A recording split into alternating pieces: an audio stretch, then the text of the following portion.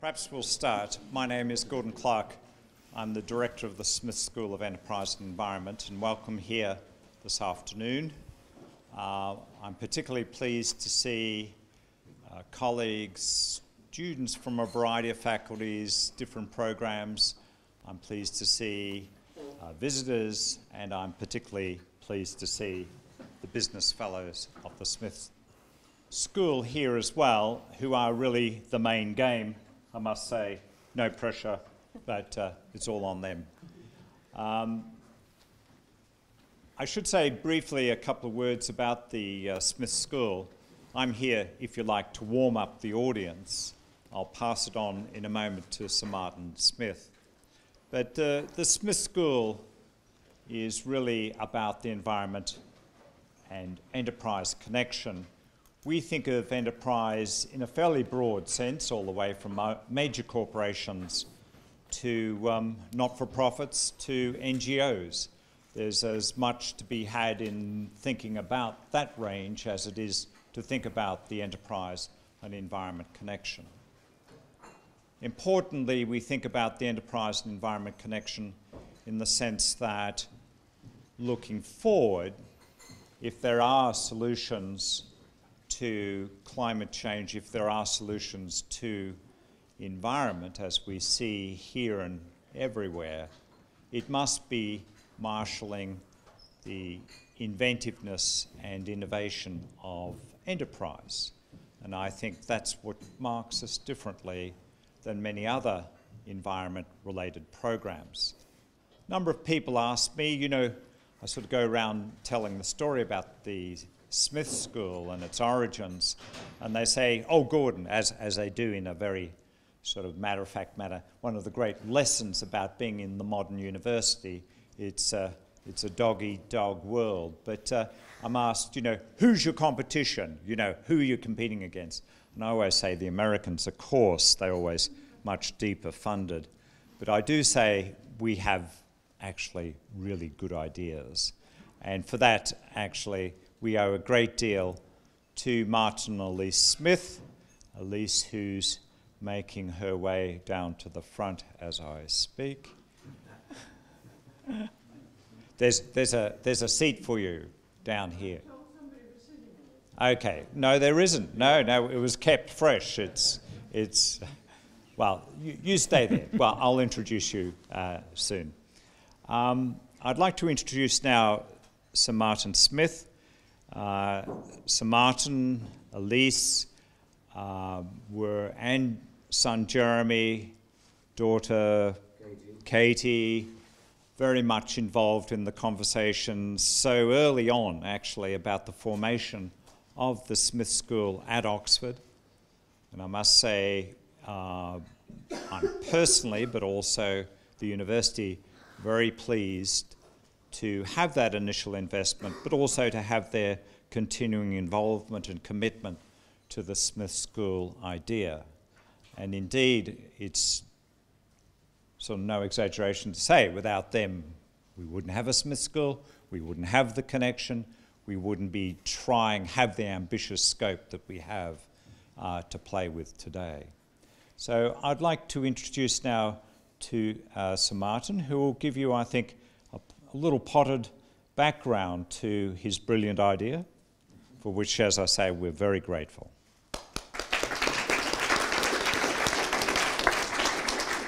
Thank you, Gordon. Well, very nice to see you all here this evening. It will be little and it will be potted, so you can relax, because I'm at least as eager as all of you are to find out what the 7 biggest steps for business to address are. So I'm not going to detain you for very long. But Gordon kindly asked me if I'd just get up on my hind legs for a moment or two, just to tell you where all this came from. And as he rightly said, it's a family affair for us. We had been indulging in various bits of philanthropy for a while, many of which, I have to say, strangely enough, were in the musical world, as at least one other person in this room is very well aware. but we had this thought that we wanted to have a bigger project. We called it the Grand Projet. But you can give things a fancy name, but actually it's surprisingly difficult to identify a Grand Projet that you can actually believe in. And what got us to this topic really was the family. It was the next generation in our family who were saying, okay, Mum and Dad, we know you like all this music stuff and that's great, but you know, it would be good too if at some point we got involved in one or two things that are of interest to us, which we immediately recognized as code for the environment. And so we started thinking about it, we started learning about it from them, and it was a long process and involved talking to lots of people. And then a lucky chance came along, which was that a friend of mine was advising one of the Oxford colleges that was going through a period of change. And he was about to go off on an away day. And he said to me, we need to have one or two topics. We need a bright idea or two as to where this college should be going, what its identity should be in the future. Have you got any thoughts? And that was if I've ever had a sort of Archimedes moment, that was it. And I said, well, why didn't you turn it into the first environmental college at Oxford or Cambridge? Which actually wasn't quite as smart as it sounds, as was pointed out to me subsequently by the Vice-Chancellor and various other people. But what evolved out of that rather simple-minded idea was the thought that actually the opportunity to get the huge range of academics working on environmental topics right the way across the disciplines at one of the great universities and somehow link them up to the people in the outside world who might be able to do something about these problems. It is all a bit Mark Twain-like. Everybody talks about it, but nobody ever does anything about it. Was perhaps an interesting idea. So that was the idea that we brought to Oxford. We were embraced with enormous enthusiasm by John Hood, who was the Vice-Chancellor at that time. We were then introduced to a number of senior academics, of which Gordon was one, and we all started cooking up these ideas, and we were lucky enough to have McKinsey to help us. And what came out of it all was that we wanted to build a research and teaching institution that was working in this field, but working in a multidisciplinary way, a much overused word, but not a very widely developed practice, if I, as an outsider, am allowed to say that in my alma mater here. It's a very difficult thing to do, but this perhaps is the most multidisciplinary topic that there is. So in a multidisciplinary way, and working in partnership with outside entities who might actually be able to make a difference, which to us meant the corporate world, the people that Gordon was just talking about, governments, NGOs, and so on. And so that, broadly speaking, was the idea that we had. We were then, it took 2 years, I think, to evolve these ideas. And then at the end of 2006, we were lucky enough to recruit Sir David King, who was the retiring government chief scientific advisor at that time, to become our first director. And then the school actually opened for business at the end of, or the beginning of the academic year 2007-8. And during the 5 years that David King was the director, I think it's fair to say the school was put on the map. A presence, an entity was established where interesting people came, interesting conversations took place, interesting pieces of research were being conducted, and we had one or two rather spectacular public events involving various luminaries and culminating in the visit of none other than President Clinton last summer. So if that doesn't put you on the map, I don't know what does. we got to the end of that 5-year evolutionary period, and then very happily for us, if I may say so, not sparing his blushes, our friend Gordon Clark was invited to be the director and took over at the beginning of this year. And I think where we are now, which really comes back to what sessions like this are all about, is building ourselves, integrating ourselves with Oxford University. So we are now affiliated with the Geography Department. We started as an independent entity. We're now affiliated with the Geography Department, and that gives us the capability to start doing in earnest a number of the things we originally had in our idea, in our vision, which was to start connecting much more actively with other parts of the university, whether it's the physical sciences, the business school where we are now, the new government school that is just being built, the James Martin School. There are lots of very interesting people working in lots of different organizations around the university, and it's much easier, I think it's fair to say, to do all these things when you're part of one of the bigger and well-established and most respected departments in the university.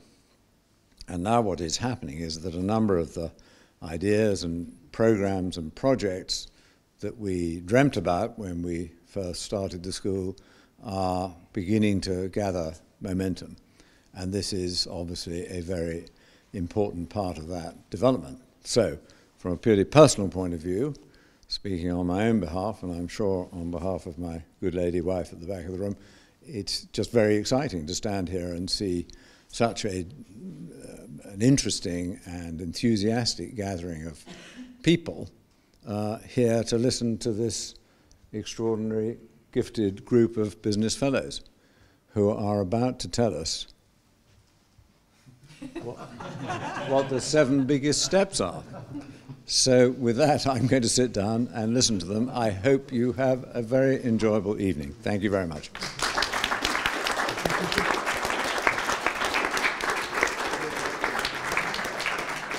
If anybody doesn't have a seat, there are seats available at the front. There is audience participation. You're more likely to be picked on if you're standing at the back than you are at the front. Okay, good evening, ladies and gentlemen. Thank you for coming. My name's Mick Blowfield, and I am organised by the Business Fellowship. This should have a question mark, because as the Fellowship has been discovering this afternoon, we're still trying to figure out what the 7 steps are.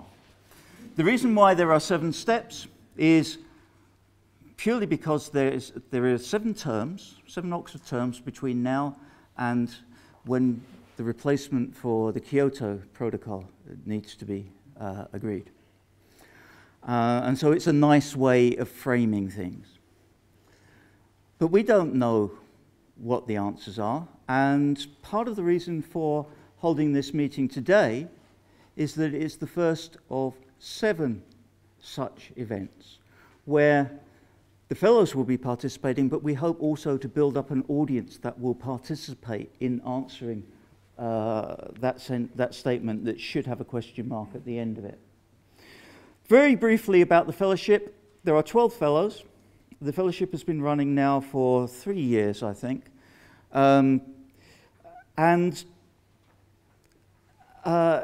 It comprises people who, to be honest, people that I feel are at the cutting edge of thinking about sustainability within companies. So in many senses, it reflects my biases, my prejudices, and also it reflects people that can put up with me. But I think it is a unique space, and it's one of the contributions that the Smith School hopes to make, is that it is a fellowship that has an honest discussion about what is happening in the arena of business and sustainability. So as I say, there are, oh, just dropped my notes.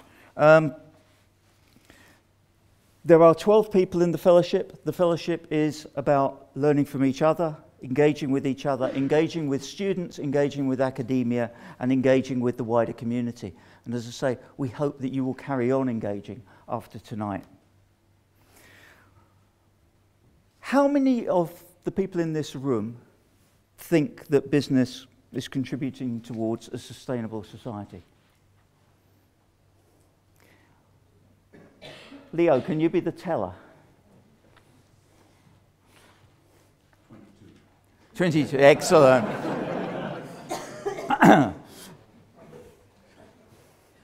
Fair enough. Not especially surprising. Clearly in the minority. These people are not necessarily going to persuade you that it is otherwise. Because as I say, what the fellowship is about being honest and frank.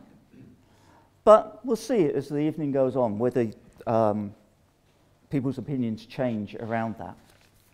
One of the things that we have tried to develop within the fellowship is what we like to call the exam question. What is the link that brings the fellowship together? And this is what we will be exploring over the 7 terms. The linking idea is that business,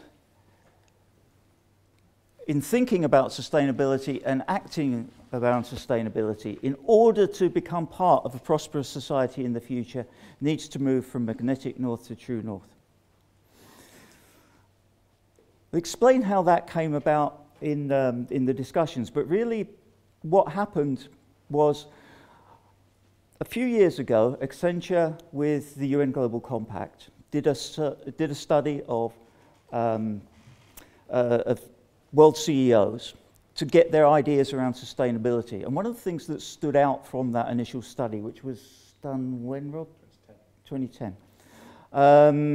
Was that a lot of CEOs talk very excitedly about sustainability. If you dug a bit more deeper into the data, you could see that there was a gap between where true north might lie and where the CEOs were heading. There was also another gap between where CEOs thought they were and where the companies actually were. So there were these 2 gaps. And those gaps are what we have started to try and fill as the united theme around True North within the fellowship. It's only one of the activities that goes on within the fellowship, but it's the one that we are discussing tonight. That study was done again in this year with 1,000 CEOs this time. The study was done by Accenture, headed by Peter Lacey, who unfortunately cannot be here because he's now based in China, but also working with Rob Haywood, who is here. And I'm going to invite Rob to kick this off with just a quick overview of what has come through from the 2013 study of the CEOs. Thank you. So as Mick mentions, I'm Rob Haywood. I lead sustainability research for Accenture, and my focus over the last 18 months has been our work with the United Nations Global Compact, which is the arm of the UN which is devoted to engaging business to furthering the goals of the UN, which many of you will know in the format of the Millennium Development Goals. So how they engage business in embedding and integrating sustainability into their core business. And I think, as Mick says, in 2010, we saw that commitment, a deep commitment and an awareness to sustainability, but also those gaps between what they were really executing on and where they felt they should be going and where they needed to be going if we're to realise our ambition of a sustainable economy and a sustainable society. We've just completed this year's study, as Mick says, with 1,000 CEOs. And let me give you just 2 numbers to set the context that I think sets up this discussion for this evening very well. 32% of the CEOs in this year's study believe that the economy is on track to meet the needs of the growing population within global resource and environmental constraints. And a similar number, 33%, so a third of the CEOs we talk to, believe that business is doing enough. So that's not Accenture saying this isn't an NGO saying this isn't the Smith School, this is business themselves saying only a third of them believing that they're doing enough on sustainability. But set against that, I think, if I compare it to the conversations we had in 2010, is a very clear sign that business is deeply committed, that business is deeply aware of these issues, not only in terms of a moral responsibility, which is perhaps where we saw sustainability come from in business, but also in terms of a business opportunity. So both last time in 2010 and this year in 2013, we see 93% of the CEOs we talk to saying that sustainability is either important or very important to the future success of their business. So not important because it's the right thing to do, but actually important for the future success of them and their business. So the question that leaves us with, and the question that we wanted to look into in the study, why this disconnect? If they're aware, they're committed, they believe it's important, why aren't they doing enough? Why do only a third of people think we're on track and we're doing enough? And the answer, I think, is something that we can look to explore the solution to today and over the next 7 terms, which is that a lot of businesses feel what we might call a pilot paralysis. There's a lot of individual initiatives in sustainability. Every company can point to one or two, but they're struggling for greater speed and greater scale. There's a real frustrated ambition. CEOs are committed, they're aware, as we say, but they feel that their efforts perhaps aren't being rewarded, that they can't get as far as they want to, that the current structures and systems that they're operating within, the consumers they're selling to business customers they're working with, the investors that they sit across the table from and have to explain their strategy and their performance and their quarterly results, that each of those aren't fully yet bought into that conversation, and the structures and systems that we use to judge business and to set business strategy are not yet fully aligned with that vision to put sustainability at the heart of business and to really make business the engine for driving sustainability into the economy. So that's where the gap is, I think. And so for me personally, and I think as an outcome of the study, as I reflect on the conversations that we've had both 3 years ago and this year, is how do we take that awareness and that commitment? How do we take this very clear recognition that sustainability is important for business success, and how do we begin to reshape the structures and the systems that we work within in order to reward the leaders, to reward good intentions, to reward good behavior, and to align more and more global business towards setting out that vision of the sustainable society. And I hope that tonight we can begin to explore some of those ideas and explore where we'll be focusing our work over the next 7 terms. Thanks very much. So we have in the fellowship people from different industries. By and large, the principle is that you become part of the fellowship because you hold a leadership position to do with sustainability, largely within companies. This year we are happy to also have Jamie Butterworth, the CEO of the Ellen MacArthur Foundation, but primarily it's a business group. But then we ask people within the fellowship to take their business hats off once they step through the fellowship door.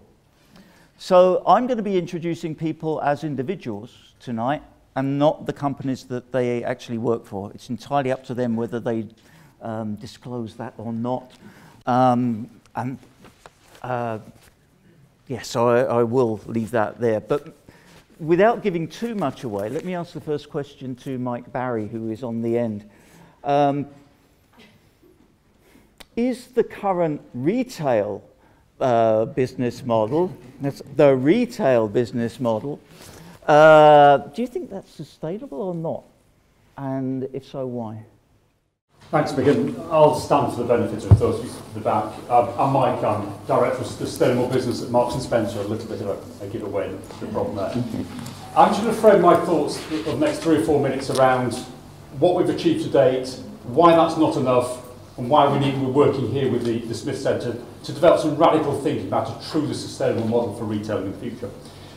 So, 5 or 6 years ago, Martin Spencer launched what at the time felt radical sustainability plan. 180 commitments called Plan A, because there's no Plan B for the one planet we've got, to tackle all our environmental and social footprint. Less packaging, less salt, better factory conditions, better cotton, better woods, better fish, better soy, better palm oil. Huge gamut of activity across our business. We've delivered 140 of those 180 commitments. We've delivered a business case, £135 million net saving for the business last year. We've won awards, we won the most trusted brand in the UK. Hey, we've done it. And this is Rob's point now. Many businesses step back and say, job done. What we've learned in a very humbling way over the last couple of years is actually we've done about 10% of the journey to become a truly sustainable business model. We've made our existing business model less bad. That's all it is. But we still make, sell 2.9 billion items a year. You use them, you dispose of the packaging, you might recycle it, you might dispose of the clothing to landfill at the end of it. It is not a truly sustainable business model. One that improves human life wherever it touches it, only uses sustainable raw materials, that creates zero waste, that is circular in everything that it does. That is not what we are today, but we need to be. Now, why do we need to move on from this fairly good start we've made to the journey? There are three fundamental reasons. Firstly, the resource crunch. Whichever way you look at it, the planet is going to absorb or create billions of new middle-class consumers, billions more of us over the next couple of decades, and that's fantastic. That's social progress. People in the developing world can have what we have. But where will all the wood, the cotton, the energy, the water, the soil come to support those levels of consumption? Very crudely, there's about 100 billion items of clothing sold on the planet at the moment. If consumption triples, 300 billion. Where does it all come from? Now, what we're seeing, the canary in the coal mine at the moment, is rising input costs. At this stage of the global economic cycle, which is quite depressed, we'd normally see our input costs come down substantially. They haven't, because people are competing for the stuff we've taken for granted. So there is a resource crunch emerging, exacerbated by extreme weather. Again, whatever people say about climate change, we're seeing it, it's real, it's happening in our supply chains around the world, driving up the cost, making it harder to source the materials that you need to the quality and specification that's required. So there's an environmental resource crunch. There's a social crunch, the second point, which is saying we've got a well-being challenge, we've got mental health issues, we've got an ageing population, we've got a lack of trust and confidence in the way that business works, what is the purpose of business. So all around us there's a social challenge about the behaviour of business. And then there's a third challenge that many in our space often forget, and that's an economic challenge. For a big incumbent business like ours, if we stand still, we will not exist in 10 years' time. Why? Because new business models are emerging all the time that are fundamentally better for the consumer, so people are buying into them, but they're doing it in a way that substantially reduces the environmental and social footprint. They're halfway between truly sustainable business models. Organisations like Kickstarter, Kiva, Airbnb, Zipcar, these new business models, first and foremost put the consumer first, secondly, they're reducing their impact. And all the time they're disrupting these traditional marketplaces we have now. So put those three things together, the environmental crunch, the social crunch, the economic crunch, it's clear that whatever we've achieved to date with Plan A, it is but a beginning. So to finish, that is why I'm here. I must find a way of creating a radically different, sustainable Marks & Spencer over the next 10 to 20 years. I cannot do it alone. It's intellectually too demanding, organisationally too demanding, to rearrange thousands of stores, billions of products, tens of thousands of suppliers, and 34 million consumers into a truly sustainable business model alone. And also, we have to influence the policy system that surrounds us. We cannot create little green oases in a wider unsustainable society or economy. We need to be working with the Smith Centre to reach out to change the wider system. So this, to me, and I deal with many organisations of this sort around the world, this has got one of the greatest potentials of any organisation in the world to think of that radical new approach to business. Thank you very much.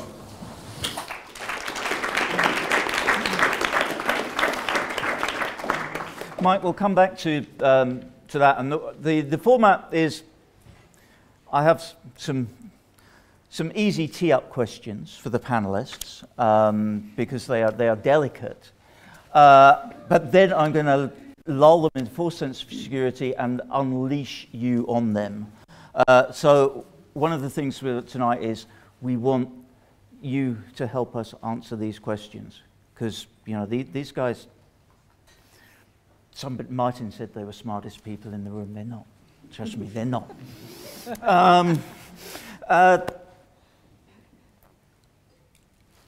Jeremy Bentham, along with Mike, was one of the founding fellows.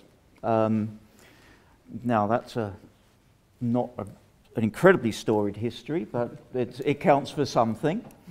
Jeremy, if I ask the same question to you that I asked of Mike about the energy sector. Is the current model of business sustainable? Would you say yes or no? Energy, very interesting. And you could answer that question with a yes and a no. It's sustainable in the sense of, can this business be a profitable business for a long time? Yes, because energy, fuels activity, and activity is going to be part of human behavior forever. Very important. Energy is kind of like the oxygen of the economy, the oxygen of behavior. But no, in the sense that in providing this kind of fuel for material well-being, there are some increasing stresses that people are of course aware of. Mike referred to them already. The stresses of greenhouse gas emissions, the stresses that connect water, energy, land use, and food.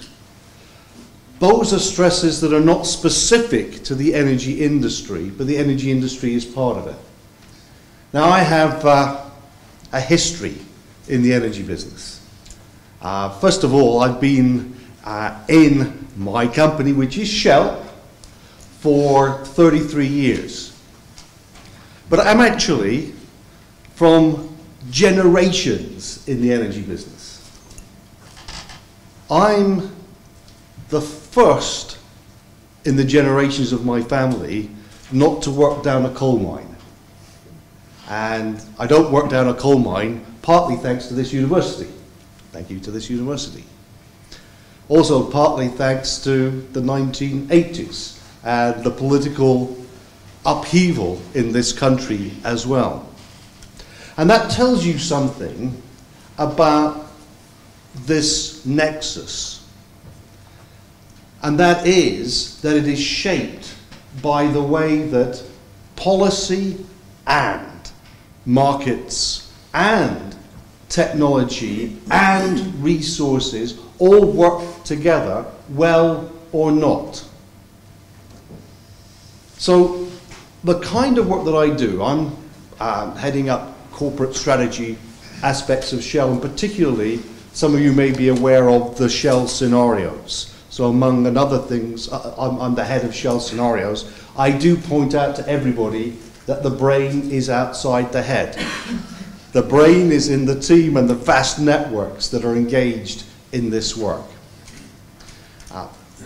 But that work is part of what informs us as we make choices, and we're open in sharing that because that's part of this important dialogue. And as we look into the use of energy over the whole century, and please, if you're interested in this, go to our website, www.shell.com/scenarios, and you can download apps, you can download PDFs to get a hold of this. We see that the number of joules required to fuel lifestyles that we would recognize as being acceptable for human beings can be supplied. But we also see the environmental stresses that are accompanying that. So people think about an emissions pathway that limits climate temperature rise to an average of 2 degrees C. And one of the troubling aspects of our outlooks is that we can't see a plausible route to that. We can't see a plausible route to that. If we're going to have something that manages to address the best of all worlds that we can envisage, rather than drifting towards the worst, we're going to need to bring together to dance, business and government and civil society. Now you can tell from me standing here that I was a boy of the 70s. So I used to be able to disco dance. I will not demonstrate. You will be glad to hear. There we go. Yeah. There we go. Now, when you're dancing, as I understand it, disco dancing, you could dance alone. That was fine. Dancing with a partner, a single partner, was hard. But for three to dance together was almost impossible, unless you had your handbags down and was kind of shuffling around them. So getting business and government and civil society to dance together is really hard. And I'm happy to pick up questions later about the different experiments that we're conducting to try and move that agenda along. But recognizing the importance of this and how difficult it is has brought me to a place where I believe that my heart and mind is best placed by focusing on how you create transformative cross-boundary collaborations. And I'm hoping that this work that we're doing together is going to be contributing to that. So I'll end here, and I'm happy to pick up any questions about energy or its various connections, or the experiments that we're already engaged in, and what we're learning, both good and bad, from that. Thank you.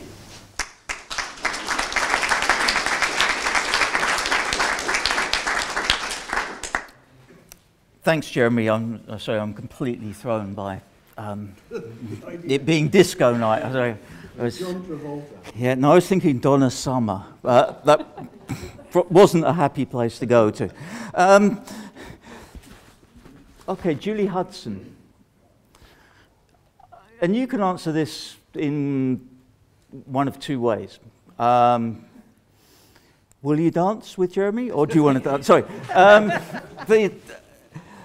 From the finance perspective, if you hear these representatives of incumbent industries, very successful incumbent companies, how does the finance industry respond to the idea that these are ambivalent about whether their business models are sustainable or not?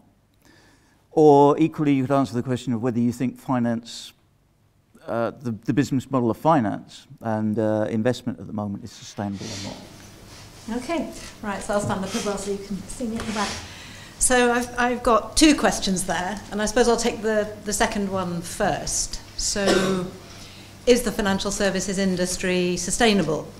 Well, in a sense, the answer to that is yes, because the financial services industry reinvents itself all the time. Trading started off in coffee shops, and look where we've come since then. So it is going to be here, but on the other hand, the finance industry has an enormous influence on the outside world by the way in which it engages with other industries and by the way it prices companies on the stock market in terms of reflecting the success or the prospective success of the business model. I guess one of the things I like to do, because finance is sometimes it's a bit like a greenhouse, and you're sort of stuck inside this hothouse or disco, dancing away with all of your colleagues. Sometimes you need to get out into the fresh air and see what's going on. And so I do a couple of things there. I quite often go out on Earthwatch expeditions.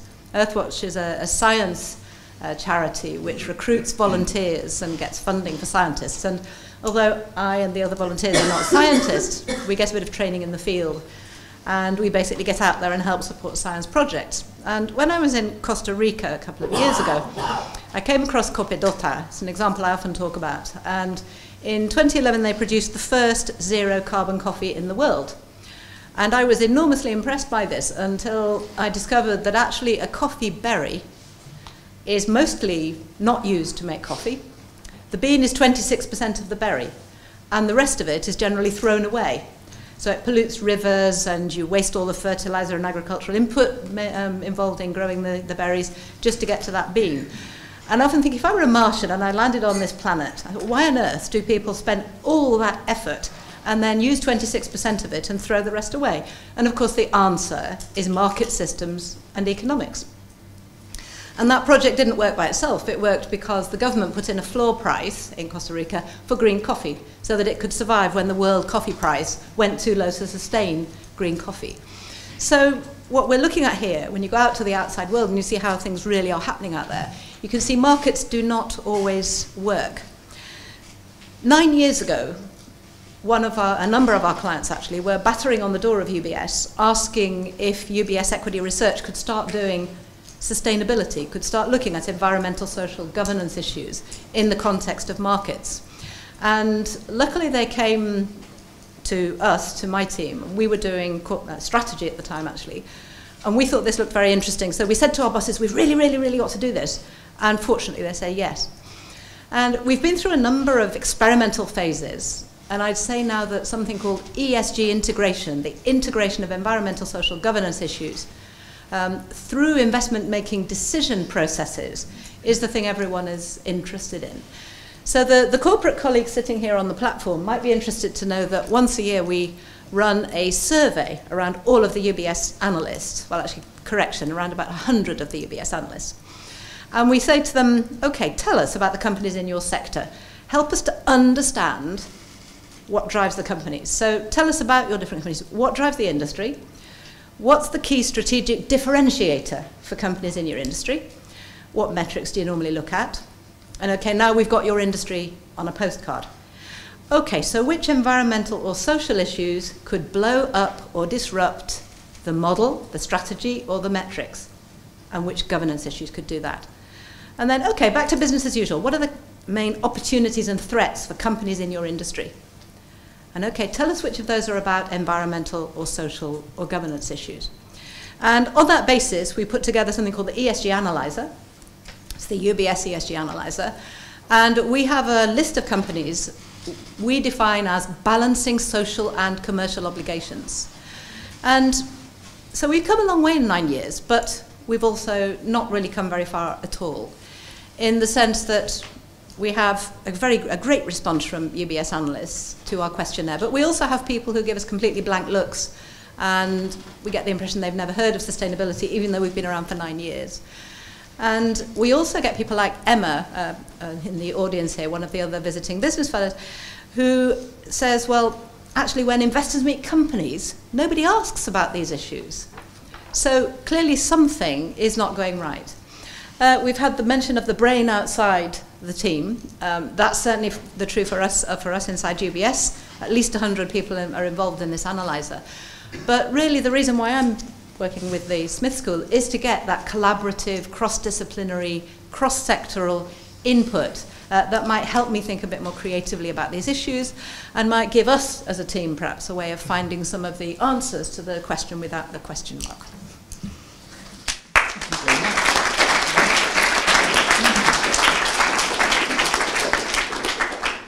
Finally, on the panel, Jamie Butterworth, who is one of our newest fellows, but is also one of the bravest because he has agreed to speak on the first date, so to speak. Jamie comes from the NGO sector, comes from a very interesting foundation that I will let him explain, but also, as such, has a different perspective on this. A couple of people have mentioned having an outside perspective on what companies are doing. But Jamie, if you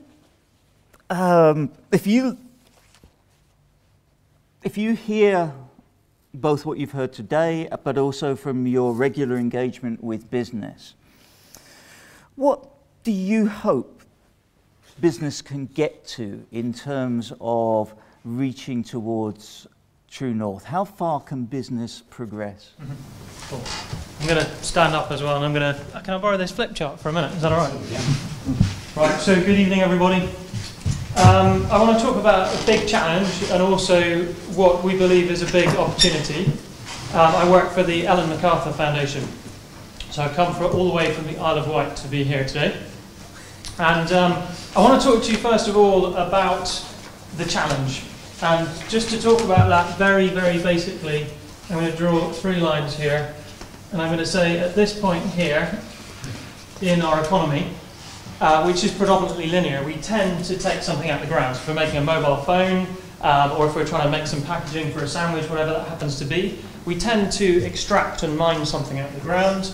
We tend then to make something with that, to sell it, and at the end of its life we tend to dispose of it down here. And it's an incredibly linear system, and at each point of these losses we require a large quantity of fossil fuel derived energy effectively to power that process.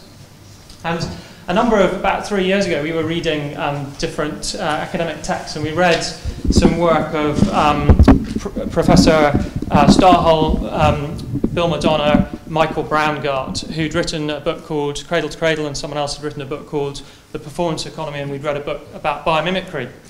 And they painted this slightly different view of a different type of economy. And the idea behind that was it would be regenerative by intent. So it actually, by its very nature, create positive feedback loops in the economy. So the more you did in that model, the better it would get. And it's pretty simple, but basically from reading the text of those different academics, there's a number of different rules. One of them is that within the system, the economy is seen as a metabolism. So waste is food, effectively. There is no longer waste in the economy. And that happens by having 2 loops of stuff. You have technical materials that are kept at the very highest level of quality in one side, and you have biological materials. Of course, you can have products like a chair that are made up of both, but broadly speaking, you try and separate those. And the reason you do that is to extract more value. So by not having anything toxic in the biosphere, you enable the regeneration within food farming systems. And within the technosphere, again, you keep these materials at the very highest level of quality, maintaining the embedded labour and energy. And what was really interesting is we then started to look into the economics of this. And the very outer loop here is recycling, you could say. And actually, much of recycling arguably is downcycling. But when you start to look at how you improve that, you then move into refurbishment. You then move into remanufacture. You then move into leasing. You then move into full performance models and collaborative consumption. So effectively, what we saw here was the shift of business model into these inner loops. And each inner loop we saw a compound effect in terms of energy and labour and the economics. So same applies to the biological side, which I won't go into detail. But we then set about together with McKinsey trying to answer 3 questions about the economics. The first one was, would it really decouple growth from resource constraints? The second was it good for individual businesses? And the third was it good for the wider economy? And the first one is really interesting. If you take, does it decouple? If you look at fast-moving consumer goods, $3.2 trillion of stuff enters the fast-moving consumer goods economy every year. 2.7 trillion cannot currently be captured. So it's just the kind of figures that we're talking about, huge opportunity effectively.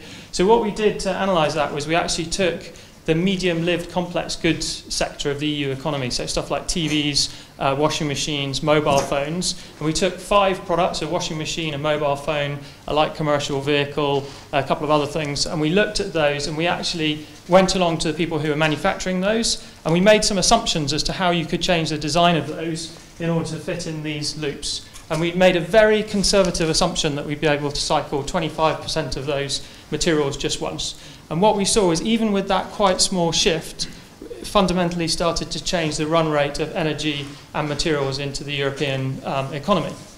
The second question was around what would actually happen to individual businesses. And when we looked at that for medium-lived complex goods, we saw that even again with that very conservative estimate on materials, and energy, we'd be able to actually unlock $630 billion in the European medium-lived complex goods sector, which is a sector of European manufacturing, so a very kind of considerable business opportunity, you could say. The third area around the wider benefits was what actually happens if you shift into this loop. Basically what we're talking about is going from recycling into reuse, into performance models. And then we see the compound effects in terms of carbon, energy, water, and also the employment impacts of more manual work in remanufacturing economy. So effectively, how can you make that happen faster? And this is the question today. Is this just something which is a kind of pie in the sky idea? Or do we actually believe that is something that can happen? And we believe it is already happening, in fact. And there are basically 4 main themes which businesses can really address. And there's a number of businesses probably in the room today, I think some are represented, who are already starting to make these steps. The first one is around design. So how can we actually design products to enable this to happen? So it could be a full performance contract or leasing. The second is the materials that we choose, and around the business model. So what business model do we enable to get these things back? The third is actually the capacity that we need in the reverse cycle in terms of collection, treatment and redeployment to make this happen at economy level.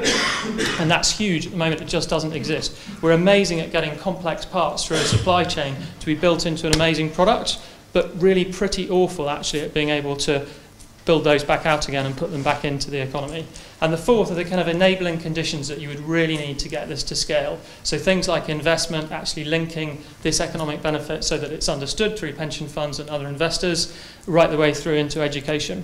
So I'd just like to leave it and say that I'm really honoured to be talking in front of some of the world's brightest minds, and to come back to what Sir Martin said about multidisciplinary approach.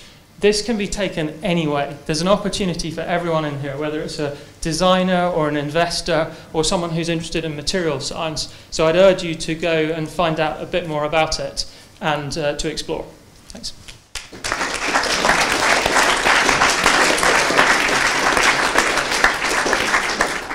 So that's the sort of overview, and I think particularly Jamie is referring there to a lot of examples that are relevant for fast-moving consumer goods, and I'm also aware that Michael Alexander, another new fellow, and Kate Wiley come from the consumer goods sector as well, and may have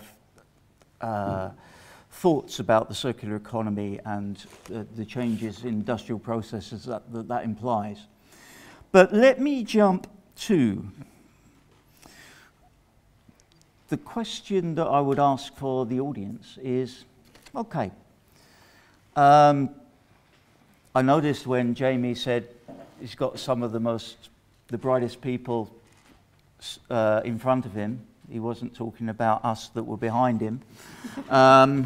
So given that we don't have the answer, if you had a group of sustainability leaders that were going to work with you for the best part of 3 years, that were going to listen to your ideas, that were interested in wrestling with the challenges, that it's not a straightforward process to get to a sustainable, prosperous future, that the research done by PwC that one of our fellows, Leo Johnson, was heavily involved in, shows that, what's the figure for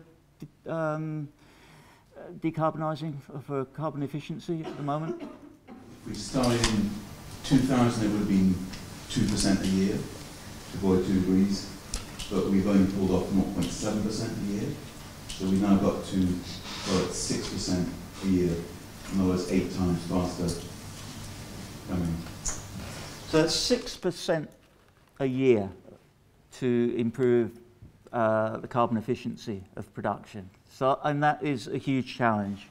Leo and I, just a shameless self-promotion, will be talking about this at St. Cross on the 21st of November, where we will be talking around one of the books that has come out of the fellowship. There is another book that's come out to do with the fellowship that Julie Hudson has written, but she can promote her own book. It's cruel, like I say, it's cruel, this business environment, like Gordon said. We do have copies of Leo and my book available at a really good discount, much cheaper than her book. And Leo will sign them. With any name you want, he will sign them.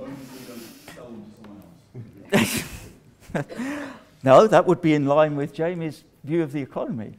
Yeah.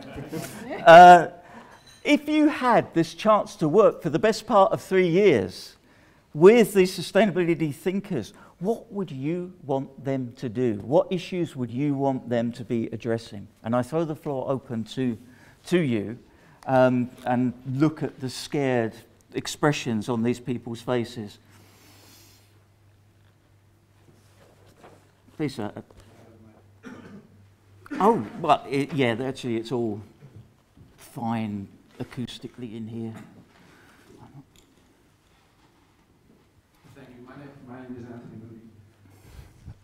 I'd like to make a comment and then a recommendation to answer your question. And the first one is the comment. I was intrigued by that you led by describing the need to address these steps prior to the next evolution of the Kyoto Protocol. So if you'd allow me to use a very simple proxy for how the Kyoto Protocol has failed, and let me quickly say that I'm a fully paid up card-carrying member of the Kyoto Protocol Appreciation Society. I believe in it. I think it was one of the most efficient political systems ever developed. The proxy that I would use to say that it has failed is that 7 years ago, carbon credits were priced at 15 euros, 12 to 15 euros. The best brains in, if you will accept, again as a proxy for good brains, Goldman Sachs, thought it was going to go to 35 to 50. It's now at 1 or thereabouts. For one simple reason, lack of political will. There has been no political will. I was interested that the gentleman from Shell mentioned government, but that was the only comment about the need, the real need for addressing the political will. Now, it's interesting, again, let's just remember history. The reason why the world's largest polluter who designed the Kyoto Protocol, the US designed the Kyoto Protocol, and the only reason that it didn't lead the way, and why Goldman Sachs didn't get it right in the end, is that one judge in Florida that awarded the presidency to Mr. Bush and not Mr. Gore. If we'd had Mr. Gore, we'd have had the world's largest polluter as part of the Kyoto Protocol. So that's, in summary, I think you would need to see a much greater need to address the political constituents. The second is a recommendation, and that is that we have, what I didn't hear addressed today is the issue of what I would call natural capital. And the issue of natural capital becomes addressed. Think of we've talked a lot about, there's been a lot of talk about consumption. The consumption model that's been built in the West has basically shifted the Industrial Revolution that we enjoyed a century or so ago into Asia. That shifting in the consumption model, shifting of manufacturing, has a massively negative impact and cost on the natural capital of Asia. Water, people's health, air, quality, etc., etc. So I think, going back to your title, environmental sustainability has to be judged in a global sense, because the globe doesn't distinguish between pollution in Birmingham and Bangladesh. Doesn't know the difference. So unless if I could put in the word global, because without the word global, we can never achieve environmental sustainability. Thank you. Thank you.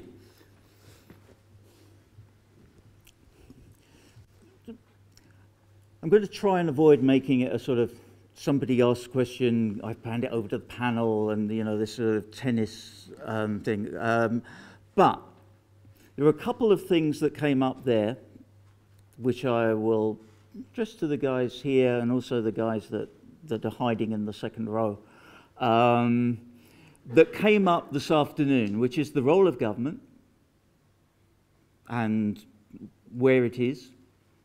Is it playing a positive role? Is it playing a negative role? Is it not playing a role at all?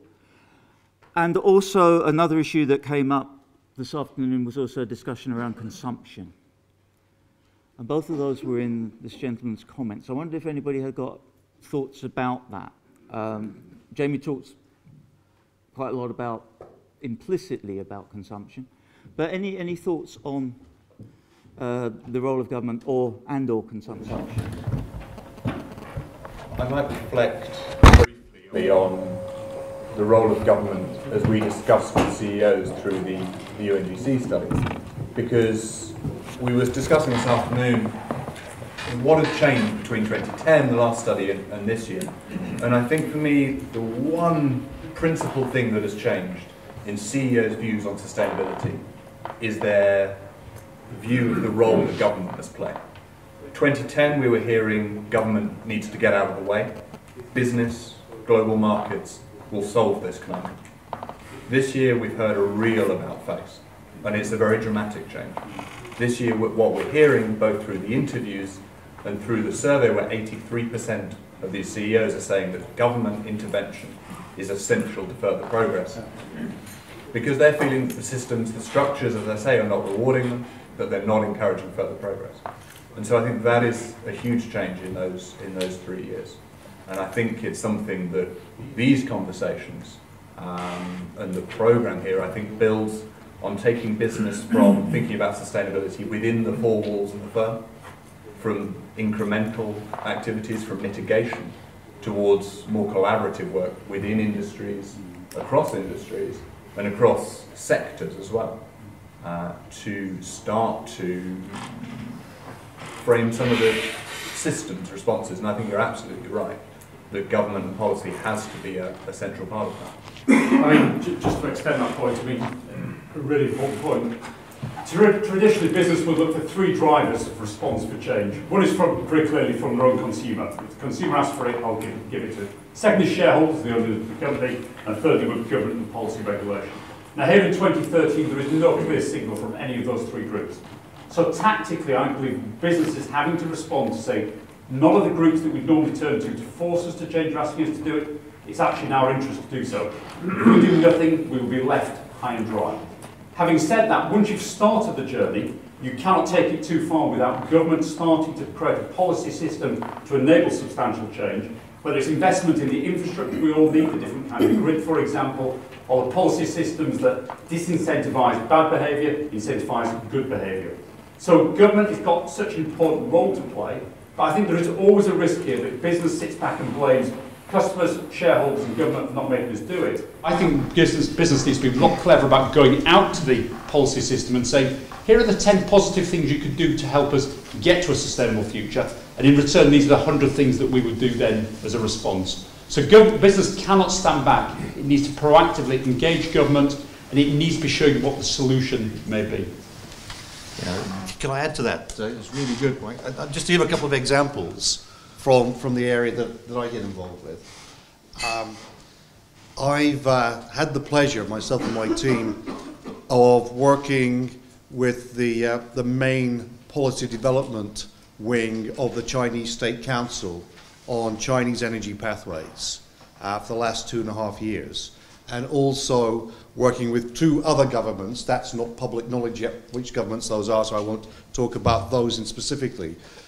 Because in our industry, it is clear that unless you're working together with government, you're not engaging with these key issues of needing more energy but needing a different shape to the energy that are around.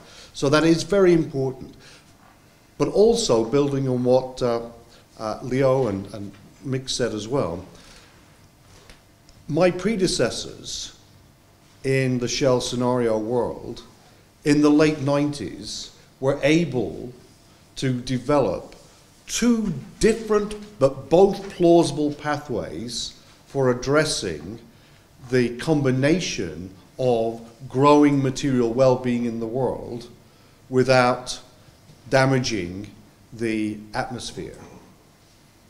I've told you that I can't construct any plausible pathway.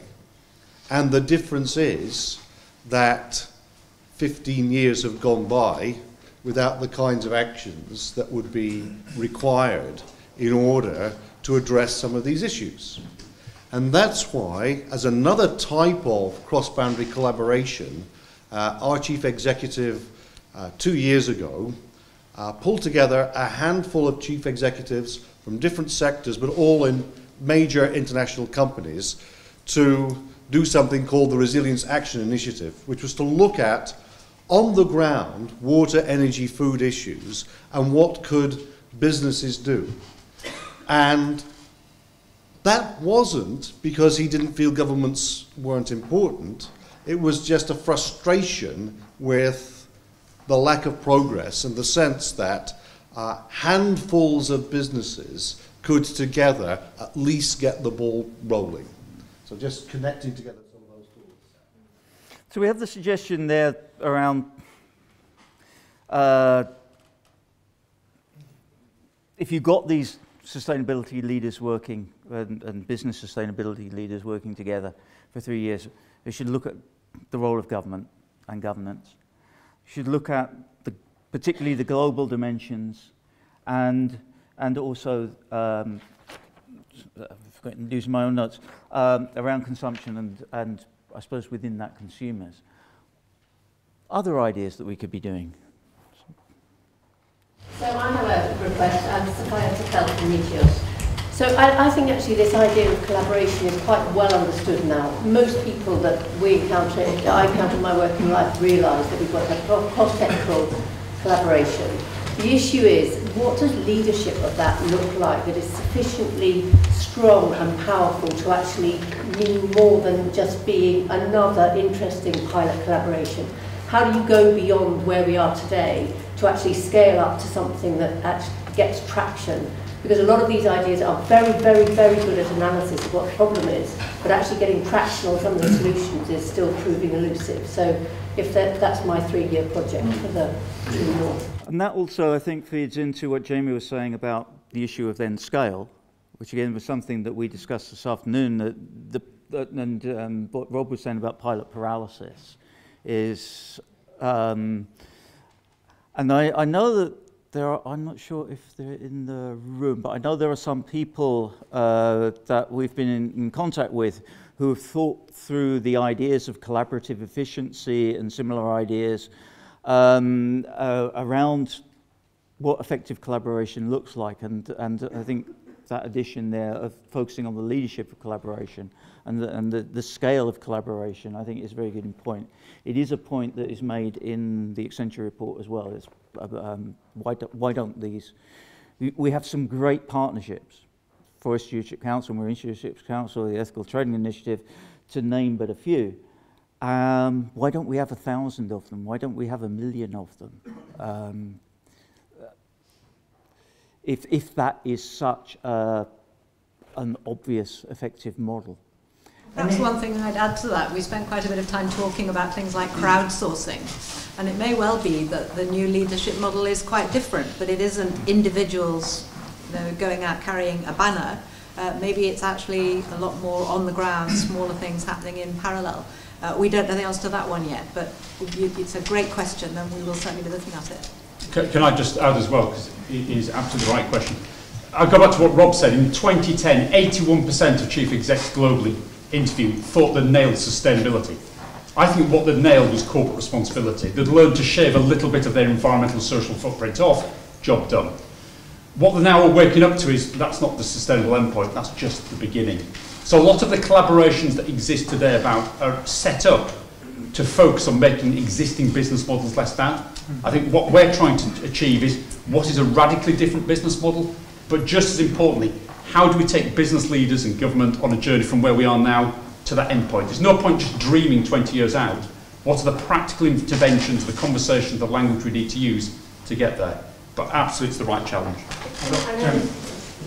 Sorry, Savannah. Is it okay to reply? I don't want to take up the time, but I have to say one of the things that I think is possibly missing is the fact that we go into collaborations, we work with people who we don't know, and we spend a lot of time actually understanding common language, creating a space where we do understand each other. And there's a danger, in my view, that what we're missing is where the conflict of interests lie, because we're so keen to have a good, positive conversation that it may be that one of the things that is not getting the traction is because we're not actually confronting where some of the real differences And again, it's such a good intervention again, because what you've had is most of these business organisations that have got together in the past have been the enlightened ones. They talk with each other, they all violently agree with each other, we need to move on. We are probably collectively 1% of the world's economy that truly get it. There's another 99% that we have to connect with.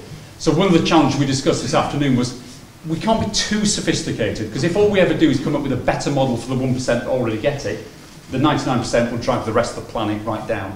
So we have to be both sufficiently academically robust to paint the picture, but also come up with this engaging language that will just take the average business forward as well. Point taken. No, I was just going to say that in terms of the leadership, I think it's a fascinating question, and somebody actually said to me from another company who's quite interested in this type of idea, from B&Q actually, Ian Cheshire's company Kingfisher, and he said that not only do you need leaders, but you need followers as well. You need followership, and that's very important. And I think there are a few real exemplar companies out there in the market, this kind of 1%, where the leaders of those companies with absolute conviction believes in what they're trying to do. But we have to remember, and I talked to quite a few of these different people from different companies, is that they're operating within a system which is not necessarily enabling that to happen. So what I think is fascinating here as well is that I don't believe that this will ever scale unless the economics work. So the question there is, how far can we go within the existing economic context, and how much can we allow market forces to drive this? And on the other side of it is, what do we actually need to change within the economic system and the way that that operates and is measured to enable that to happen? I'll just give one example of, I think I mentioned it this morning to these guys, but some creative thinking. So Frans van Houten, the CEO of Royal Dutch Philips, they're currently exploring an idea at the moment called pay-by-lux lighting, where you don't actually buy the light bulb, you buy a number of lumens, right? So they've gone to the Dutch government and they're trying to persuade the Dutch government to install LED lighting across the Netherlands in order not to have to build 2 coal-fired power stations. That's the kind of arbitrage between the two. And in that model, the government won't own the lighting, Philips will, but it's then in their interest to change it out in 18 months' time when they create more energy efficient LED lighting. So the whole kind of system shifts, and that's when it's easy to be a leader, is when you've got the economics working for you. If the economics don't work, you can be out there on a limb, but it's incredibly tough, I think. Nobody else? I'm going to go further back. The lady with glasses. Yes. Another dimension that I think is very important to consider in this entire discussion is the issue of concentration of income, of the way in which the current global economic model has actually increased inequality in virtually every country in the world, including my own, the United States. And that without a focus on questions of poverty, because after all, poor people suffer the most and are the most vulnerable to environmental devastation, and their livelihoods are interrupted. Without that kind of focus, I think you miss the question of what type of system are you actually sustaining? What is, in fact, the objective of social and environmental sustainability? Is it to sustain the status quo, which has concentrated wealth and left great reservoirs of poor people without access to any kinds of resources whatsoever? Or is it, in the longer run, to think about development of the planet that would be more sustainable for all the people? Anybody want to respond to that, or shall I keep moving it forwards? Just again, a quick response. I think more and more business leaders are clear that you cannot build sustainable business models based on the levels of inequality we've got today. And one of the reasons, one of the positive movements forward is that more and more people are able to shift into the middle classes, the consuming classes, which brings this environmental downside. But we still leave too many people excluded totally from the model.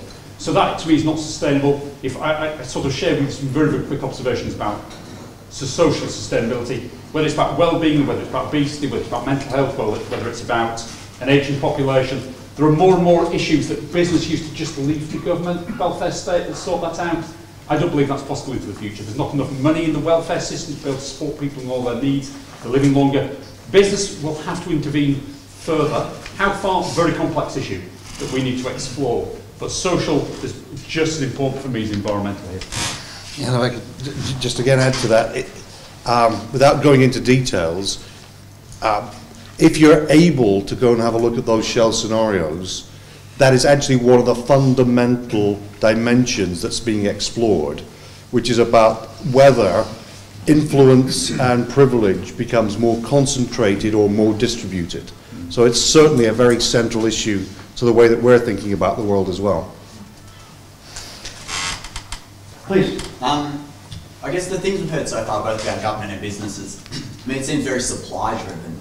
What you touched on consumers, but what kind of ideas are there to make it more demand-driven, to actually, you know, to drive the change from there? What can business play to change consumer preferences and the way consumers? Because I think changing consumers will actually change everything in the system. So, can I give one example? So mobile phone, everyone's got a mobile phone, right? This is just one example. So you're talking about consumers at the moment. So Vodafone have just launched a new business plan called Red Hot, where you don't actually own the phone, right? So you buy the performance of the phone, which means that every 18 months you get a technology refresh cycle. By just doing that, you completely shift the way that the product is made, manufactured, sold, comes back in again. So you actually shift it into the inner loops. That's then sold into a secondary market, it's decomponentized, and suddenly the shift of the products, the materials, is entrained within the Vodafone system. So it becomes in their interest, or the manufacturer's interest, to actually look at internalizing some of those costs. And so I think one of the interesting things that will happen is the shift away from buying products to the shift towards buying the performance of products, and that in training a number of these different elements. And on the other side, I think Mike may have some interesting things to say, but in terms of how you actually interface that model with true consumers, whether they're consuming something, I believe there's quite a few interesting, like, for example, the shopping example that you may want to give. Well, and I would just intervene and say we did in fact talk about the consumer quite a bit this afternoon. And one thing we questioned was, well, when did a consumer get to be called a consumer? Because actually consumers are not consumers, they're members of society, they're citizens. And another great question somebody put on the table was, okay, so let's, you know, how much is enough? Let's put a value on enough, and move away from the model in which you just consume more and more and more and more. And so again, it's a great question, one we don't know the answer to, but personally I think the whole culture around consumption has to change, possibly driven by the kind of model you're talking about, possibly driven by something else. And again, just to complete on the good challenge, consumers are not asking for more sustainable business models because they don't know what they are. No one ever asked for a car before it existed, an aeroplane, a computer, a laptop, an iPhone. Business was smart enough to anticipate the direction of travel in people's minds and then offer them what they didn't realise they wanted. And I think what business has to be is a lot smarter at now offering people the goods and services that will lead to more sustainable outcomes, but better outcomes. And forgive me for just using the word consumer because it's today's word, but I accept the challenge about people are truly citizens.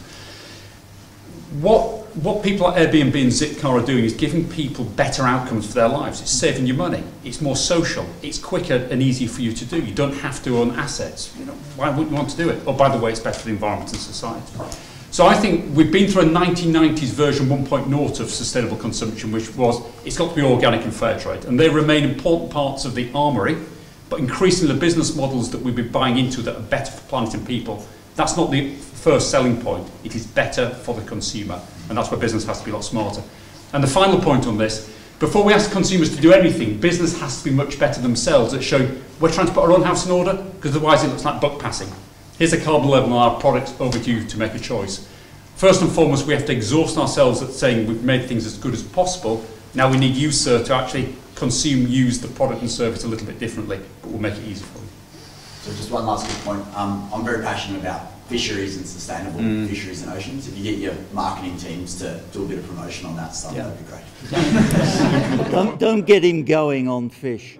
Okay, I want a couple, just quickly, and I won't even let you respond because I just want to get the ideas down. Yeah, we talked a lot about kind of the rise in consumer cost, if we're going to call it consumer. But I was wondering if you thought about urbanisation, because all these consumers are going to be living in urban cities. And I was just wondering whether you thought about how business can be changing infrastructure and how they can be changing transport within cities to make those cities more sustainable for people to live in. Absolutely key. Yeah. So the question is, to what extent is this an agency problem? So basically, the return on investment from sustainability is probably medium to long term, whereas the cost of that investment is generally front loaded. And I mean, if you look at the people involved, so CEOs have an average tenure of about 6 years, I think, or something like that. Governments work the electoral cycle, right? You can see there's the green taxes at the moment, and even shareholders are return driven. And it seems to me the problem is trying to find a way to mediate that agency issue. If we could move the debate away from these individuals and to the beneficial interested people, which are effectively the asset owners rather than the shareholders, and some equivalent of the body corporate of the company, it seems to be more likely you'd find some mechanism of mediating these different interests. And I just wonder to the extent to which this program actually thinks about asset ownership and that relationship with the corporate rather than the CEO and the sustainability people. Nick, two questions for the next 7 terms. One, if the spread of ideas is still dependent on innovation curve theory, should we not be thinking about designing our ideas to persuade the next person or next organisation on that innovation chain, as opposed to Mr. Average, which I think was one of the suggestions made by the panel? The second question is, are we as humans actually hardwired to push away the bad news to the environmental challenge as part of our evolution hereditary? And in that case, how do we reframe the message to take account of that issue? And yes, and that was something that we discussed, just touched on again this afternoon, is the complete failure of messages that say thou shalt not, as opposed to trying to find a positive way of framing what is often something that is ultimately underpinned by something that is quite negative. So I think, yeah, it's absolutely that perception issue that people have is absolutely fundamental. And I'm going to take one more question from the lady at the back who's just snuck in. Nick, thank you so much. At last. Yeah, so Catherine Cameron, sometimes I'm a business fellow, sometimes I'm just a fellow at the Smith School, so I'm not quite sure which end I should be at. Back to your point, the reframing the narrative, so actually it's the 7 biggest steps for business to survive and thrive. That's effectively, Mike Barry is telling us that that's what M&S needs to do and how they've been on that journey for the last 7 years. So the narrative is about not just how they survive, but how they thrive. And that's a completely different sell from it being about social and environmental sustainability.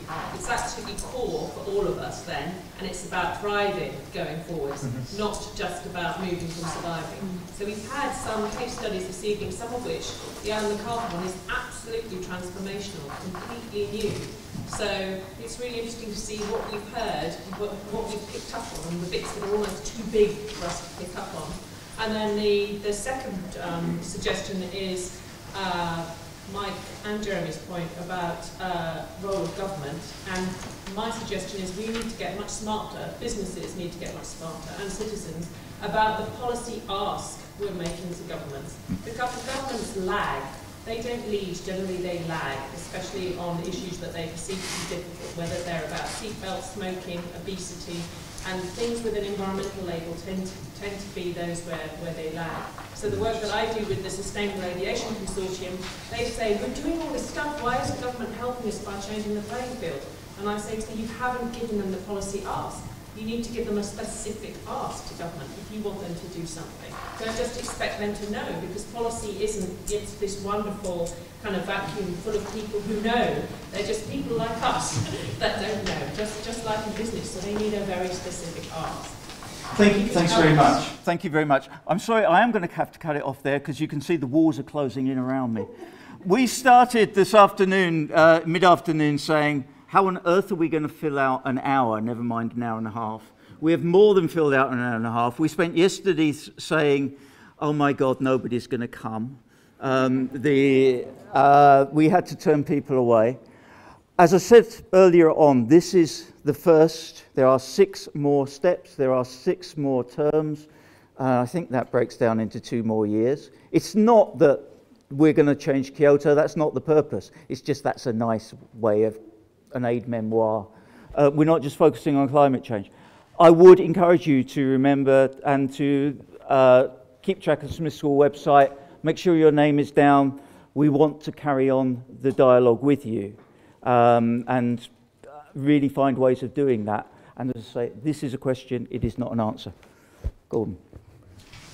So it falls to me to just thank everybody for coming, and thank once again the Business Fellows, particularly to Mick for organising it, and to lead the applause.